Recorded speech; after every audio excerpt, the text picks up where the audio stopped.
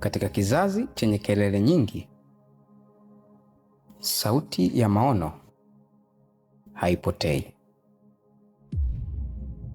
Hapa tunaenzi, tunaadhimisha, tunasherehekea. Tunapiga makofi kwa ajili ya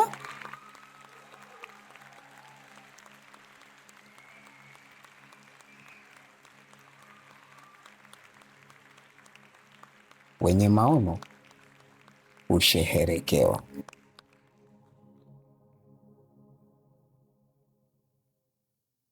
Shalom wana na ukuhani wa kifalme wa Mungu Baba katika Kristo Yesu. Kwa furaha kabisa nikukaribishe katika kipindi cha wenye maono husherehekewa, kipindi kinachokuletea uaminifu wa neno la Mungu ndani ya taifa la Pete ya Muhuri, neno la Mungu la mwaka 2023 juu ya uchumi wa ufalme wa Mungu hapa duniani. Na kipindi hiki kitakueleza namna ambavyo makampuni na taasisi mbalimbali zilivyozaliwa kutoka katika hili neno la mwaka 2023 juu ya uchumi wa ufalme wa Mungu hapa duniani, lakini pia yanaendaje na yanafanyaje kazi, na wana wa Mungu hawa wamewezaje kutembea na hili neno mpaka sasa, tangu mwaka 2023 mpaka sasa. Basi kipindi hiki kitakujia kila siku ya Jumatano saa 12 jioni, na siku ya leo tunalo zao la kampuni lililozaliwa mwaka 2023 katika neno hili la uchumi wa Mungu hapa duniani. Unatamani kujua ni kampuni gani? Tuko na wewe,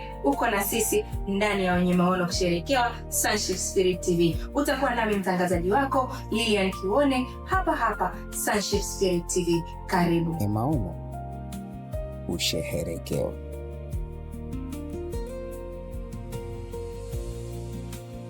Shalom wana na ukuhani wa kifalme wa Mungu Baba katika Kristo Yesu.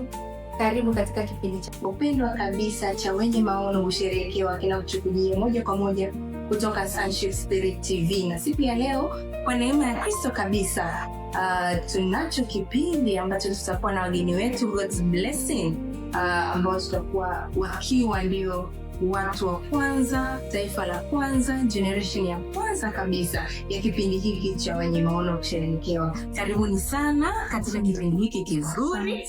Tumefurahi sana kuwa na ninyi siku ya leo. Ninaamini kwamba mmefurahia kuwa na sisi wenye maono kusherehekea siku ya leo. Niwakaribishe sana kwenye kipindi. Bwana wa Mungu, basi nitakupeleka moja kwa moja tuwatambue God's Blessing leo, kwa sababu nilikuwa najua leo tutakuwa na kipindi na God's Blessing. Ile nashangaa na watu wawili, labda mweze kutufafanulia mimi na watazamaji wana wa Mungu wanaotazama sasa hivi, God's Blessing ni nani hapa? Na okay.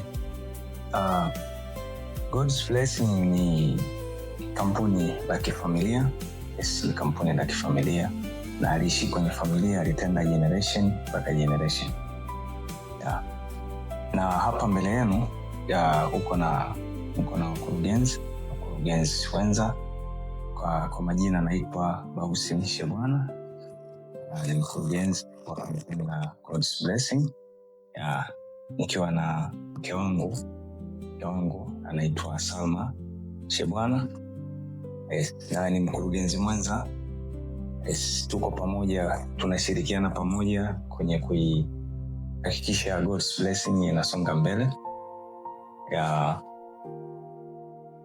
God's Blessing ni kampuni ya kifamilia ambayo inajihusisha na logistics services, tunajihusisha na mining services, tunajihusisha na recruitment services, tunajihusisha na consultation services, tunajihusisha na real estate services. Yes. Pia tunajihusisha na automotive services, ikimaanisha na maana ya garage, car washes. Yes. Hizo ni service ambazo tunazitoa, na kampuni yetu God's Blessing ni kampuni ambayo imesajiliwa kiuhalali kabisa. Yes, na inafuata procedure zote za kiserikali na inafuata hatua zote za ulipaji wa kodi. Yes, ni walipaji wazuri kabisa wa kodi ya serikali. Yes, tunalibariki taifa. Kwa hiyo kwa ufupi, that is God's Blessing kama mkurugenzi una la kuongeza kwenye hilo?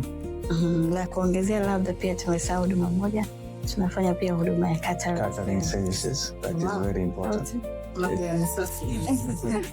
Basi mimi nina sherehe yangu, nina harusi yangu, nina jambo langu nataka kufanya na ninahitaji service katika moja ya hizi services nzuri kabisa ambazo umetutajia. Kwa nini mimi nije niwatafute God's Blessing na nisitafute kampuni yoyote nyingine ambayo inatoa services ambazo ni kama mnazozitoa nyinyi? Kwa nini? Kitu gani ambacho nadhani ni cha pekee ambacho nitakipata kutoka God's Blessing kikanivutia kwamba mimi nataka jambo langu libebwe na God's Blessing? Okay, kwa ufupi God's Blessing, kwanza ukichagua kufanya kazi na God's Blessing, na kwanza utajuta. Yes, utajuta kwa sababu sisi services zetu ni waadilifu kwenye utoaji wa services. Yes, service ni waaminifu kwenye utoaji wa services zetu. Services zetu ni za quality. Tunazingatia zaidi ubora, kuhakikisha mteja wetu anapata kile ambacho anastahili. Yes, anastahili na kile ambacho alikitaraji kupata. Pia services zetu ni sustainable. Ni sustainable services, zinazingatia mazingira, zinazingatia uendelevu. Kwa hiyo tunahakikisha service tutakayoipata safari hii, tunahakikisha kuwa next time inakuwa ni yenye ubora zaidi. Kwa hiyo by the time tunaboresha service yetu, na mara nyingi huwa tunakusanya maoni pia kupitia kwa watu ambao tumefanya nao kazi. Yes, kuhakikisha mteja anapata kile kilicho bora zaidi. Yes, that is our services. Kwa na kushawishi uchague God's Blessing kwa sababu hautajutia. Yes, na utapata kile unachotaka. Yes, kwa wakati mwafaka kabisa. Yes. Basi mimi mtangazaji wa Wenye Maono Usherehekewa nitachagua God's Blessing. Mara nyingi tukiwa tunaona wafanyabiashara iwe ni ndani ya ufalme wa Mungu ama nje ya ufalme wa Mungu, tunategemea mtu anapoanza biashara lengo lake kubwa inakuwa ni kutengeneza income, kutengeneza pesa, kutengeneza faida ili maisha yaende kwa namna ya nje ambavyo watu wanaiongelea. Labda nizungumzie kwa swala la God's Blessing. Malengo yenu makubwa ni nini? Lengo kubwa la God's Blessing ni nini? Kwamba tu unataka tupate services nzuri, tupate services za uhakika? Okay. Malengo makubwa ya God's Blessing ni nini hasa? Malengo yetu makubwa kabisa, kwanza sio income, ni kujitangaza ili tuweze kujulikana zaidi. Na tunapojitangaza kwanza tunaweza kuwafikia watu kwa zaidi, kwa maana kama mlivyoona jina la kampuni yetu ni God's Blessing, kwamba sisi tumebarikiwa na Bwana na sisi tunabariki dunia. Tunabariki dunia kwa zile huduma ambazo tunazitoa. Kwa hiyo tunatoa huduma nzuri kwanza na tunajitangaza kwanza ili tuweze kuwafikia watu kwa zaidi, ili tuweze kuwapa kilisho bora zaidi, then income inafuata. Juu ya hilo God's Blessing, wakati tunaanza mainly hatukuenda direct kuangalia faida. Tulienda direct kuangalia, tunahakikisha tunampatia mteja kile ambacho anakitaka. Yes, tulijaribu kuhakikisha kuwa sio tu kuangalia natoa service ili nipate faida, ila hii service ninayoitoa pia inakuwa ni solution ya tatizo. Yes, kwa sababu tumeona kuna tatizo kwenye logistics. Tumejiingiza kwenye logistics. Yes, tumejiingiza kwenye logistics, maana yake kuhakikisha wateja wetu wanapata solution nzuri kwenye masuala ya logistics. The same on catering, the same on consultation. Yes. Kwa hiyo kikubwa sisi tulichokiangalia mwanzoni, hatukufocus mainly kwenye faida moja kwa moja. Yes, hatukufocus mainly kwenye faida moja kwa moja, ila tulifocus kwenye kuhakikisha tuna provide solution kwa wateja wetu. Na mkiwa mmeweka mbele kipaumbele chenu kikiwa ni kwamba mnatizama kuwa majibu kwa watu, mnatizama kuwa majibu kwa wateja wenu wote ambao wamewachagua na wamewaamini God's blessing. Mkiwa mna focus katika maono yenu makubwa ni nini? Maono ya God's blessing. Maono ya God's blessing makubwa ni kuhakikisha tunakuwa sio kinchi tu, tunakuwa kitaifa, tunakuwa kimataifa pia. Yes. Kwa in short, malengo yetu na maono yetu makubwa ni kuhakikisha God's blessing inasambaa, inakuwa ni kampuni la kimataifa. Hatuishi tu kwenye taifa kwa sababu aina ya service tunazotoa, aina ya malengo yetu tuko nayo. Pia God's blessing tunahakikisha kuwa sisi tunakuwa ni kama jina lilivyokuwa, tunakuwa ni blessing kwa taifa, tunakuwa ni blessing kwa dunia. Na hayo ni malengo yetu makubwa. Kama leo mlivyokuwa blessing kwa na tena kizuri kuongezea hapo kwenye malengo yetu. Malengo yetu, kampuni yetu ni kuwa ya kizazi hadi kizazi. Sio kwetu sisi tu. Yaani tunataka kurithisha kizazi hadi kizazi mpaka kufikia huko mbele, kwamba watoto wetu wataendeleza, watoto wao wataendeleza mpaka hapo mwisho unapofika. Nashukuru sana kwa kuzungumza swala zuri kabisa la kurithisha kizazi na kizazi na kizazi. Na kwa namna ambavyo iko ni kwamba umri wa kuishi wa jambo lolote, kampuni au biashara yoyote, ili iweze kwenda vizazi na vizazi na vizazi, kwa mara nyingi mzizi wake mkubwa unatoka katika historia. Ilianzaje, ilikuwaje mpaka, na hilo ndio ambalo linaenda kudetermine hicho kizazi na kizazi na kizazi kinaendaje. Labda historia ya God's blessing ikoje mpaka unakuwa na confidence ya kusema itaenda kizazi. Labda tupate kwa ufupi historia ya God's blessing. Okay.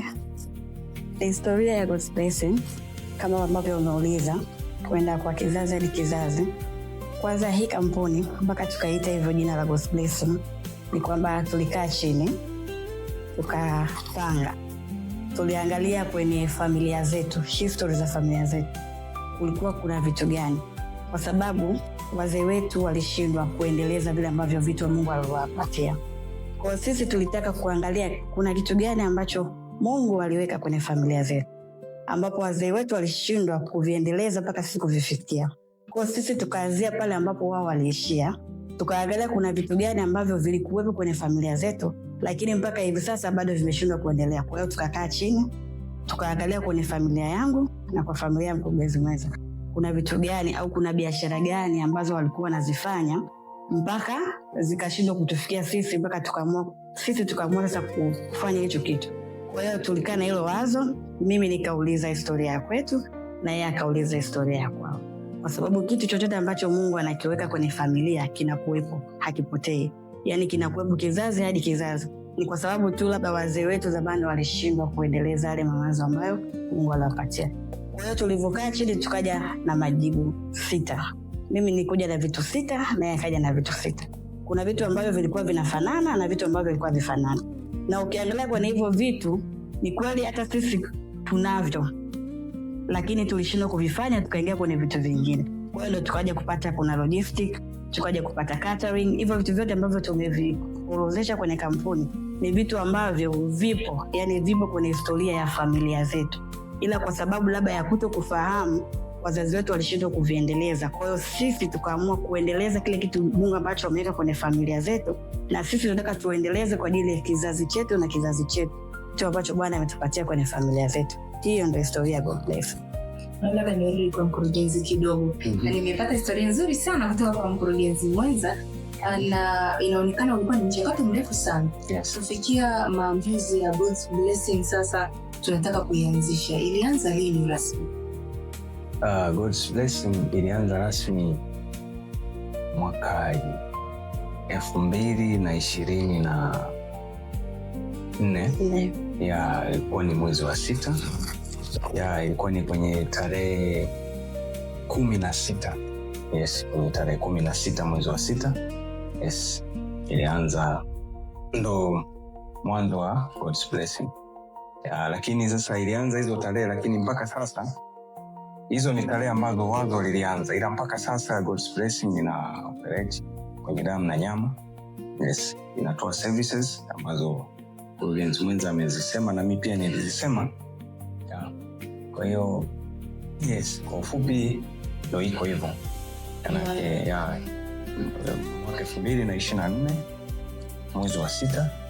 Yes, kwa recently kuna kama mwaka mmoja kwenye operation. Asante sana. Asante sana. Okay, kama ambavyo umesema ya kwamba mlipata wazo na mkaamua rasmi kuanzisha God's Blessing 2024.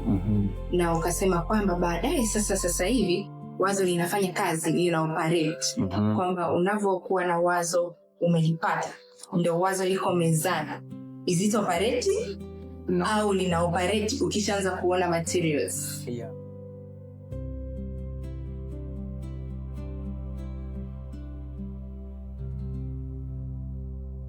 Yeah, manake ukishaliweka sasa, unajua naweza nikakwambia kwenye kampuni kuna phases. Yeah, kuna stage. Yes, kuna stage, kuna primary stage. Yes, ambayo ndo mwanzo hilo wazo linapatikana. Kuna issue za registration mnafanya. Yes, baada ya kufanya registration sasa hapo unaanza sasa kuliingiza kwenye operation. Ndio, okay, labda nikupe mfano. Tuanze na catering, ndio. Yes, umeshakuwa na wazo. Okay, this is wazo langu. Nataka kufanya catering services. Ndio. Yes, manake sasa lazima ujue unafanya kwanza katika level gani. Wateja wako ni kina nani? Yes. Yeah, sasa ukishajua aina ya wateja ambao utafanya nao kazi, sasa okay, utamfikia vipi huyo mteja wako? Yes. Yeah, lazima ujue pia yule mteja, sio kwa sababu ni wengi wanatoa services, si ndio? Lazima uangalie ni wengi wanatoa hii services ya catering. Sasa je, kumwangalia yule mteja, huyu mteja wangu, huyu ndio mteja wangu nitafanya naye kazi. Let's say wewe, si ndio? Wewe ndio mteja wangu. Yeah. Sasa nitaangalia ni aina gani ya service ambayo wewe unaihitaji. Yes, sio kwa sababu catering services ziko nyingi. Taangalia aina gani ya service. Sasa kutokana na hiyo service ambayo wewe unaitaka, sasa mimi ndio narudi kwenye kujipanga nini niwe nacho ili niweze kutimiza service ambayo wewe unaihitaji. Ndio. Yes, kwa hiyo nitakachokifanya sasa, baada ya kufahamu sasa inarudi kwangu. Lazima niangalie je, capital nayo ya kuweza kufanya hii service. Yeah. Sababu wazo tayari lipo. Yes. Capital nayo, yes. Capital nayo ya kuweza kufanya hivi. Yes, kama unaangalia au unaipata ile capital. Baada ya hapo sasa unaangalia sasa haya. Unaanza manake okay, catering services ambayo unahitaji ni lini unahitaji? Je, kama ni ya muendelezo, kwa sababu kwenye catering unakuta labda kuna mwingine anahitaji kwenye sherehe, kuna wengine wanahitaji za muendelezo. Yes, kwa sababu muendelezo unamaanisha mfano kisha kufanya catering service ya kampuni ambayo inakuwa ni yenye muendelezo. Maana kampuni inamaanisha kuwa chakula wanahitaji kwenye kampuni. Yes, chakula wanahitaji, maana unawapelekea. Maana sasa ukishajua uhitaji, imerudi sasa kwako capital, kajiona okay, capital ninayo. Sasa inakuja sasa vitu gani unahitaji wewe kuwa navyo apart from yule unayemsupply, vitu gani unahitaji kuwa navyo, ndio?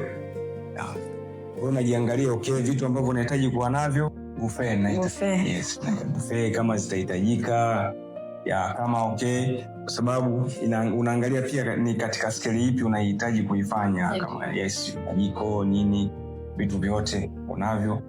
Yes, kama utakuwa navyo sasa inaingia sasa kwenye kuanza kuitoa service yako. Sasa na kunakuwa kuna ugumu mwanzoni kwa sababu unaanza kutoa service, kunakuwa kuna changamoto, vile vile kunakuwa kuna feedback kutoka kwa wale supplier kule unawapelekea. Kwa kitu kizuri kama nilivyosema mwanzoni, service zetu ni sustainable. Maana yake tunapokea feedback kutoka kule kwa wale wanaofanya nini, tunaowasupplier, tunazidi tunaboresha huduma ile. Yes. Sasa manake sasa kwenye stage ya operation, narudi kwenye swali lako sababu nilikuwa naelezea. Manake stage ya operation ninayoisemea sasa, manake service yetu sisi tayari tunatoa service. Yes. Kwa stages za nyuma, primary stage zote tushapita. Yes. Naweza nikasema sasa hivi tuko kwenye expansion phase. Tuko kwenye expansion phase kwa sababu aina ya wateja ambao tunahitaji kuwa nao tumeshawajua wateja wetu ni wakina nani. Yes, tumeshawajua wateja wetu wakina nani. Sasa hivi tuko kwenye expand. Tuna expand, tunaangalia je, hawa aina ya wateja au nitafanya nao vile vile kuangalia wateja wengine. Kwa hiyo tuko kwenye expansion phase. Yes, tuko kwenye phase ya kuexpand. Hongereni sana. Mwana Mungu unayetazama kipindi chako kizuri kabisa cha Wenye Maono kusherehekewa, ujue moja kwa moja kwamba kipindi hiki kinakujia moja kwa moja kwa udhamini wa Joyous Heritage, juisi nzuri ya matunda kwa ajili ya afya yako na lazima ikuache na tabasamu kama unaloliona tuko nalo katika kipindi cha leo. Nirudi kwako labda mama kidogo, nizungumzia swala zuri sana la kwamba God's blessing mmefanyika baraka na labda nikipenda kufahamu mmefanyika baraka kwa kina nani? Kwa sababu ninaamini kwamba kama wana wa Mungu ninyi ni baraka kwa mwili wa Kristo. Yes. Labda ni mwili wa Kristo ndio mnaubariki au hii mmefanyika baraka ina mipaka gani? Okay, sisi mmefanyika baraka kwa sababu kwanza Mungu ametubariki sisi. Kwa hiyo Mungu ametubariki sisi ili na sisi tuweze kuwabariki wengine. Tunawabarikiji ndio kwa hivyo ambavyo tunavyotoa huduma. Kwa hiyo tunavyotoa huduma tunabariki wana wa Mungu ambao tumeajiri pia wana wa Mungu wenzetu. Wana wa Mungu nao wamefanyika baraka kwenye replacement kwa sababu tumewaajiri na tunawalipa. Kwa hiyo na wao wana vitu ambavyo wanavifanya kwa kupitia hii kampuni yetu, na pia jambo kubwa sana kwenye jamii ya vijana. Pia tunabariki dunia kwa vile kwa ile huduma ambayo tunatoa.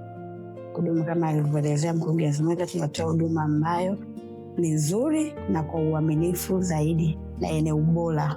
Kwa mfano, tutakukaribisha uje ule chakula chetu, utaona utofauti na sehemu nyingine.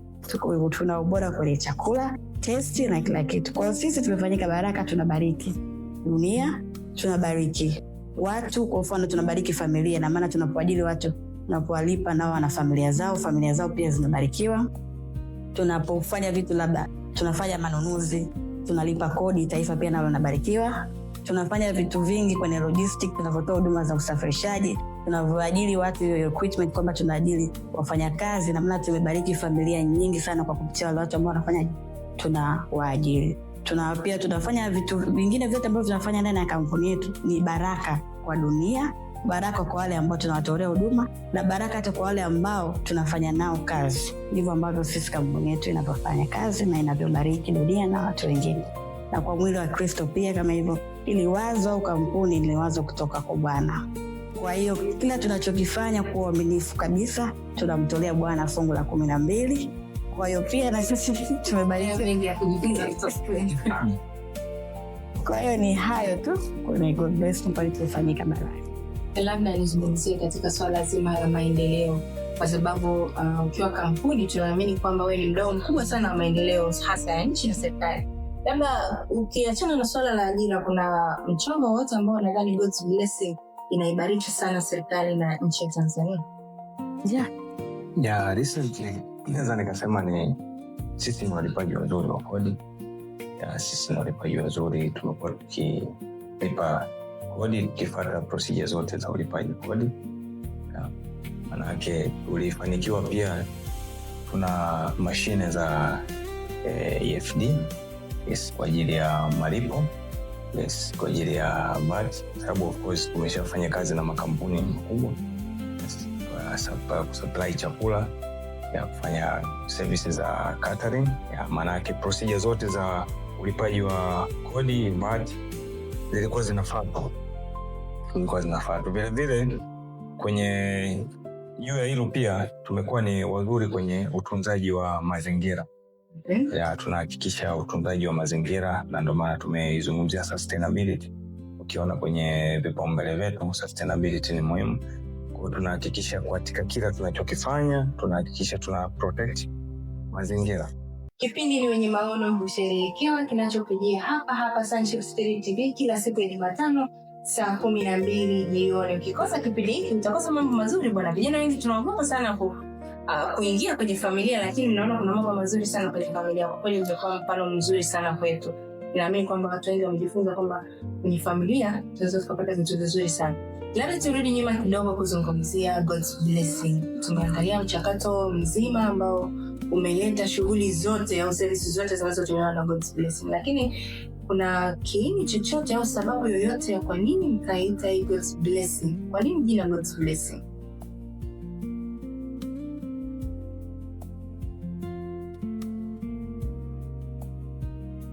Sisi tumefanyika baraka kwa sababu kwanza Mungu ametubariki sisi. Kwa hiyo Mungu ametubariki sisi ili na sisi tuweze kuwabariki wengine. Tunawabarikiji ndio kwa hivyo ambavyo tunavyotoa huduma.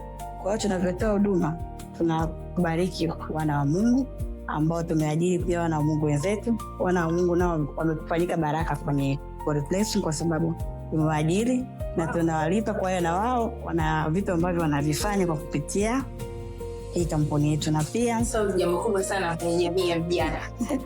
Na pia tunabariki dunia kwa vile kwa ile huduma ambayo tunatoa. Huduma kama alivyoelezea mkurugenzi mmoja, tunatoa huduma ambayo ni nzuri na kwa uaminifu zaidi na yenye ubora. Kwa mfano, tutakukaribisha uje ule chakula chetu, utaona tofauti na sehemu nyingine. Tuna ubora kwenye chakula, testi na kila kitu. Kwa sisi tumefanyika baraka, tunabariki dunia, tunabariki watu. Kwa mfano tunabariki familia, na maana tunapoajiri watu, tunapowalipa nao wana familia zao pia zinabarikiwa. Tunapofanya vitu labda tunafanya manunuzi, tunalipa kodi, taifa pia nalo linabarikiwa. Tunafanya vitu vingi kwenye logistic, tunavotoa huduma za usafirishaji, tunavoajiri watu equipment, kwamba tunaajiri wafanyakazi, na maana tumebariki familia nyingi sana kwa kupitia Maono usheherekeo.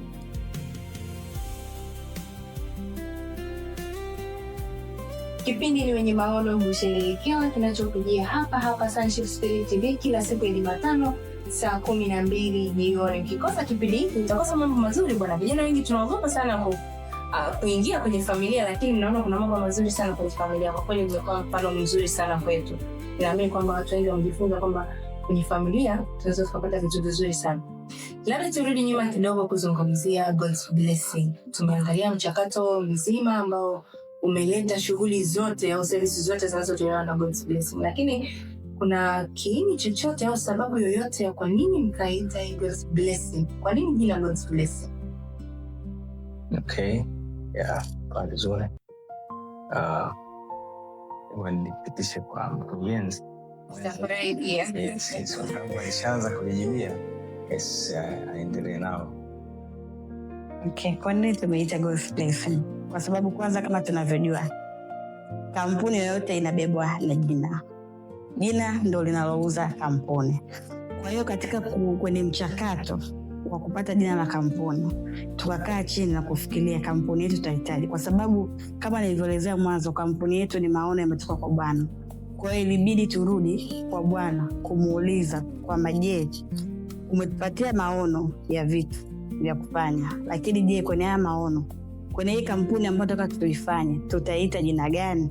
Kwa hiyo tukairudi tena kwa Bwana. Kwenye kurudi kwa Bwana sasa akatupatia neno. Mungu anazungumza na kupatia neno. Kwa Bwana alitupatia neno kutoka kwenye kitabu cha Isaya 63 mstari wa 7. Kwa hiyo kupitia ule mstari, baada ya kusoma, kama ukipitia ukaangalia, kuna neno pale kukirimia. Kukirimia unaweza kusema kwa lugha nyingine kubariki au yani kukirimia inamaanisha kwamba kubariki, kwamba Bwana ametubariki. Kwa hiyo tukapitia ule mstari mmoja baada ya mmoja kwenye ile neno, tukasimama kwenye neno la ametukirimia, kwamba Mungu ametubariki. Kwa hiyo kama Mungu ametubariki, ina maana sisi ni baraka. Kwa hiyo kama sisi ni baraka, ina maana Mungu ametubariki. Ndipo jina la God's Blessing likafanyaje? Ikapatikana kupitia huo mstari wa Isaya 63:7. Unazungumza jambo zuri sana na umetuonyesha vizuri umefikaje mpaka kuwa baraka kwa watu wengine. Lakini hapo nyuma kidogo mtueleza mchakato wa namna ambavyo mlipata hizi service mnazozifanya, mkitizama kutoka katika vitu ambavyo vilikuwa vinafanywa na familia nyuma, kutoka katika familia zote mbili, na mkapata vitu kutoka familia ya mama na mkapata vitu kutoka familia ya baba, kwa vile ambavyo vilikuwa vimeshindikana kuendelezwa. Kwa maana hiyo mkafanyika kwa waendelezaji kwa vile vilivyokuwa vimeshindikana. Kwa hiyo sasa, kama nyinyi mmefanyika kwa waendelezaji wa vile vilivyoshindikana, hawa walioshindwa wamebarikiwaje na nini kujua au kuwa waendelezaji wa hivyo vilivyoshindikana kwao? Kwa kupitia sisi, kama tulivyokuwa jina letu tunaelezea, tumefanyika baraka. Kwa hiyo kupitia sisi kile ambacho tumekifanya na kuwabariki wengine ndani ya familia yetu, nao katika kufanyika baraka kwa vile vitu ambavyo walikuwa wanavyo. Wao walikuwa na mawazo, walikuwa na hivyo vitu, lakini walikuwa hawajui watavifanyaje au vitakuwaje. Lakini kwa sababu wametuona sisi tumefanya, kwa kupitia sisi na wao wakaamka na kuanza kufanya. Kwa hiyo tumefanyika baraka. Kwa mfano sisi kwenye kampuni yetu, kwenye huduma ya catering, kwenye catering lazima kuna vitu vingi ambavyo tunahitaji kufanya, manunuzi, watu. Kwa hiyo sisi tukafanyika baraka kwenye familia zetu, kwanza kwa kuajiri wana ndugu ambao tunashirikiana nao kwenye biashara. Pia ndani ya hizo familia zetu kuna watu ambao walikuwa na biashara zao ambazo zinaendana na kile kitu ambacho sisi tunafanyaje, tunakifanya.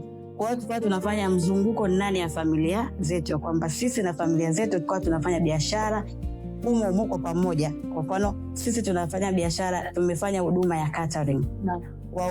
Wahudumu ambao tunafanya nao kazi ni familia. Vitu ambavyo tunavinunua ni ndani ya familia. Kwa mfano kuna watu ambao wanauza michele, kuna watu ambao wanauza mafuta, kuna watu ambao wanauza vitu ambavyo sisi vitatusaidia kufanya nini kwenye biashara. Kwa hiyo sisi tumefanyika baraka, tumewafanyia pia baraka na wao kwa kuwabariki, kuwapatia fedha ambazo tumenunua vitu kutoka kwao, na pia kuwaamsha wao kwenye mawazo yao, kwa sababu pia kwenye catering pia kuna watu ambao walikuwa wanafanya catering. Kwa hiyo mtu kupitia sisi tumefanya catering kwamba tumepata tena ya huduma, kwa hiyo tunashirikiana kuongeza ujuzi zaidi na wale ambao wanafanya hizo huduma, kufikisha huduma kwa wateja wetu ili wapate huduma bora zaidi. Ninaamini kwamba furaha ya jambo lolote ambalo Mungu anakuwa kukupatia ni kuzaa. Nadhani katika God's blessing unazaa watu wanaofanania, watu ambao unaweza ukasimama leo ukimwachia, unajua unaweza kasimama na generational company kama God's blessing. Na mnawajengeaje uwezo wa watu wakiwa chini yenu? Swali zuri sana. Ni kweli, na ukiangalia aina ya service ambazo tunazifanya na vile ukiangalia God's blessing ni generation, ni family company ambayo lengo letu hii kampuni iende kwa vizazi. Yes. Kuja kwa sababu hatutaki kilichotokea nyuma kije kutokea tena. Yes, kwa sababu nadhani umeona jinsi wazo lilivyopatikana. Manake mkurugenzi mwenza aliangalia upande wao, aina ya kazi ambazo zilifeli kipindi cha nyuma, pia mimi upande wetu tuliangalia.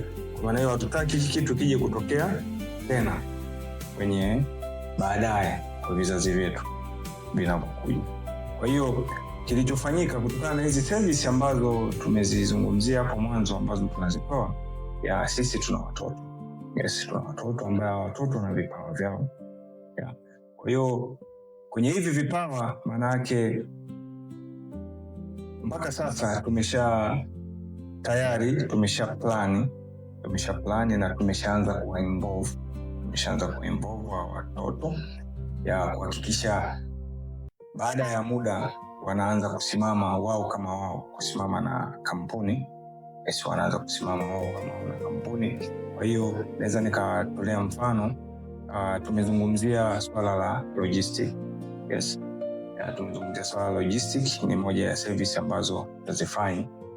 Ukiangalia pia tuna mtoto wetu ambaye ana malengo ya kuja kudiscover magari. Yes, kudiscover magari. Sasa tumeona tuna logistic services, tutakuja kuwa tuna auto mobile services. yes, sababu tuna garage pia, yes.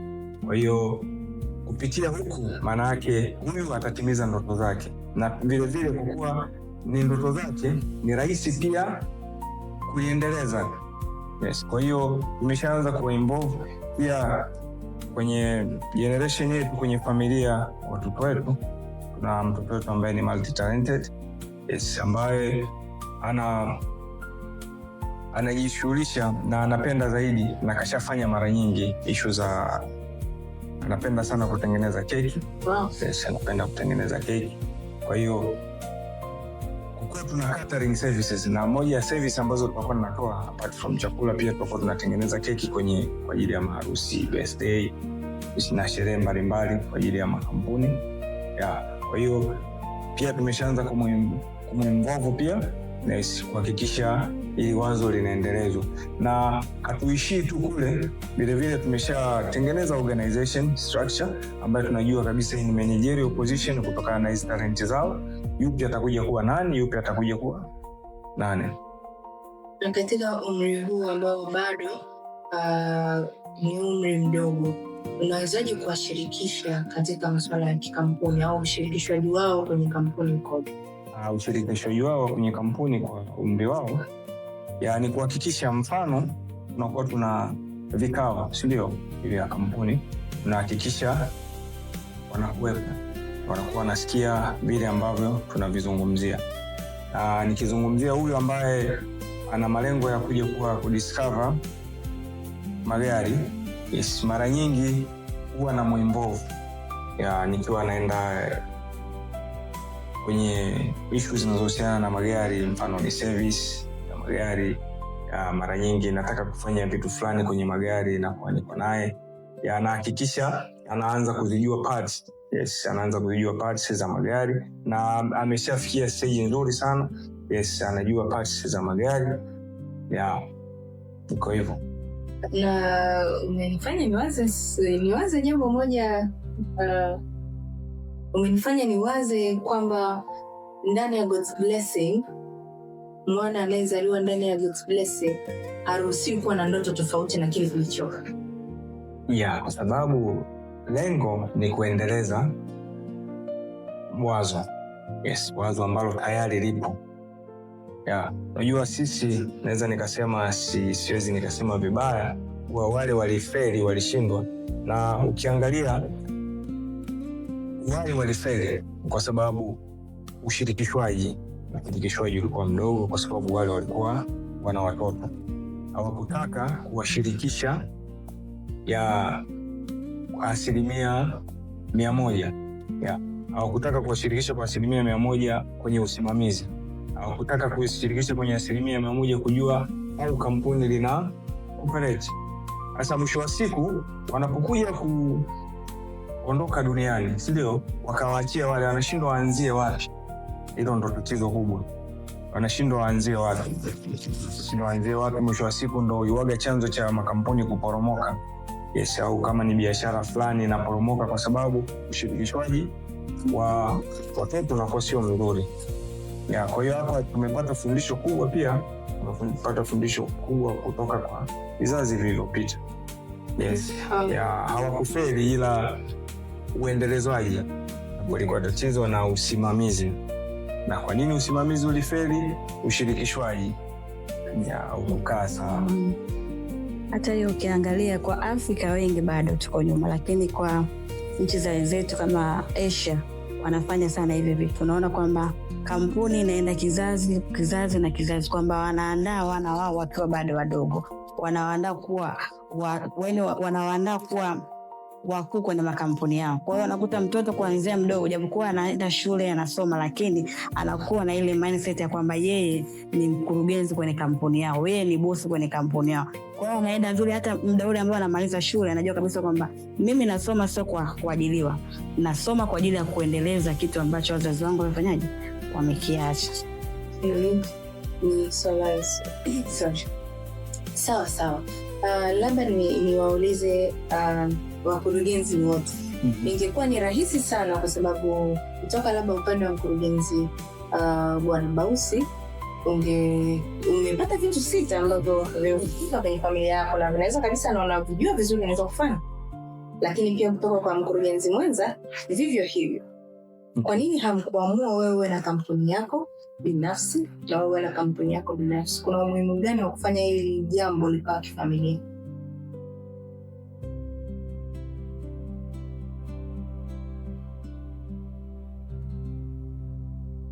Hiyo ndo huwa ni mistake kubwa, anaweza nikasema, ya unapotengeneza mgawanyiko. Unajua, tungesema huyu afanye kivyake na mimi nifanye kivyangu, tayari pale tungekuwa tumetengeneza mgawanyiko. Kwa nini mgawanyiko? Kwa sababu hata hawa watoto itakuja kuwa yupi aende wapi. Kwanza pia tumetengeneza mgawanyiko kati yetu, pia tutakuja kutengeneza separation kwa watoto, hiki cha baba, hiki cha mama. Ila ulivyoviweka kwa pamoja ni rahisi wao kukiendeleza, kwa sababu watachukulia hiki ni chetu sote, sio kwamba hiki cha huyu, hiki ni cha huyu.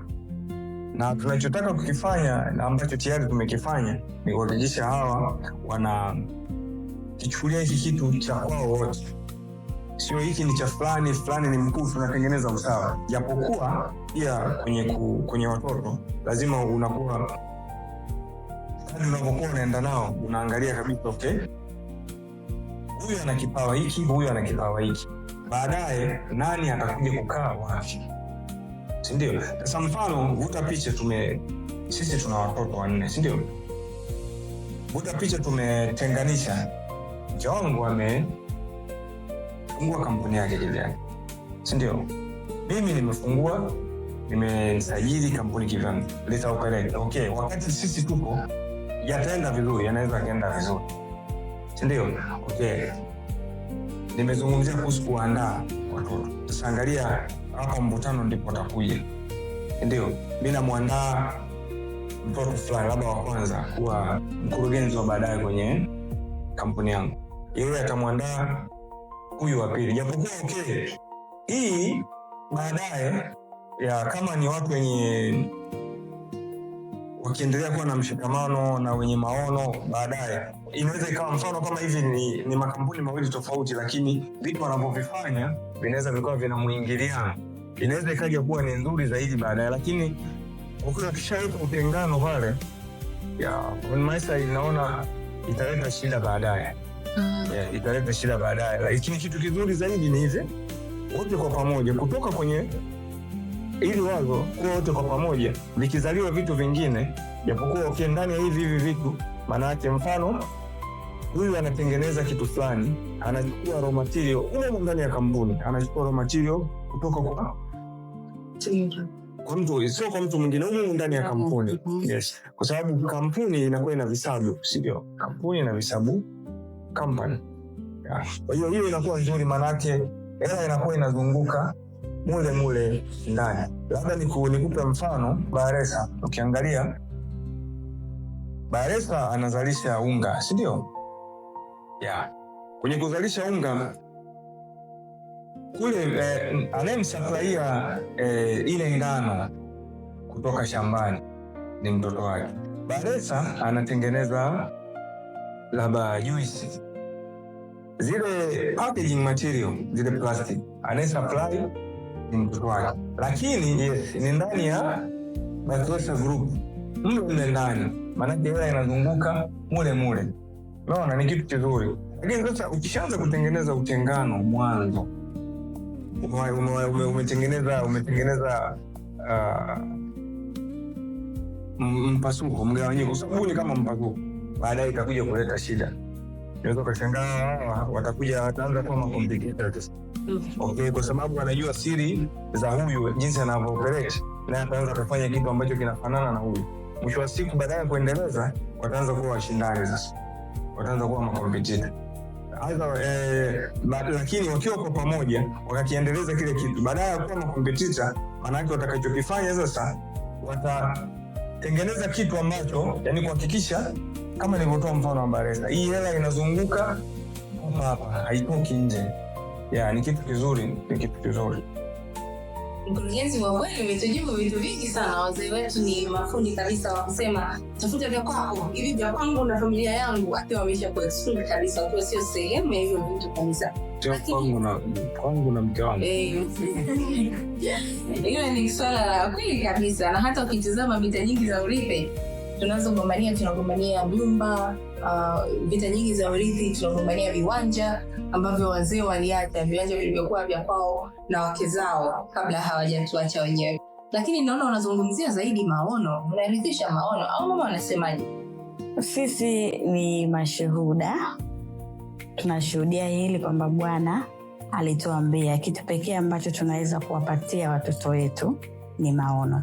Sio fedha, sio magari, sio nyumba, wala sio kitu chochote cha thamani ambacho sisi tunaona tukiwapa labda ndo tunawapenda au nini, zaidi ya maono ambayo tutakawaachia, kwa sababu kupitia hayo maono ndio yatawabeba wao. Hayo maono ndo wataweza kutoka kwenye sehemu moja kwenda sehemu nyingine.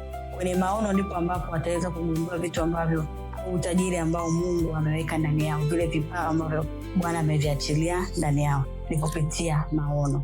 Kwa njia ya maono hawawezi kujua ni kitu gani ambacho Mungu ameweka, kama vile ambavyo sisi Mungu ametupatia maono. Kupitia maono ndio tukajua kwamba kuna utajiri ndani ya familia zetu ambavyo wazazi wetu walishindwa kuviendeleza, lakini sisi tukaviendeleza ni kupitia maono. Kwa hiyo kitu pekee ambacho sisi tunaweza kukurithisha kwa kizazi chetu na kizazi chetu ni kupitia maono ambayo Mungu ametupatia, kwa sababu bila maono hawataweza kusonga mbele. Bila maono ndo kunaweza kuleta ule mkanganyiko ambao baba amezungumzia, kwa sababu kila mtu atakuwa na rafu yake, kila mtu atakuwa anaangalia mali, atakuwa anaangalia vitu vile ambavyo vinaweza kuisha. Lakini tukiwaweka kwenye msingi wa maono, wanaweza kusimama na kusimamia kile ambacho sisi tumeanza kuwaonyesha au kuwafundisha au kukiona kupitia God blessing, kwamba ilitokea wapi, ilikuwaje, ambao wao utawajenga mind ya kwamba wao ni watawala wao mpaka na vizazi vyao.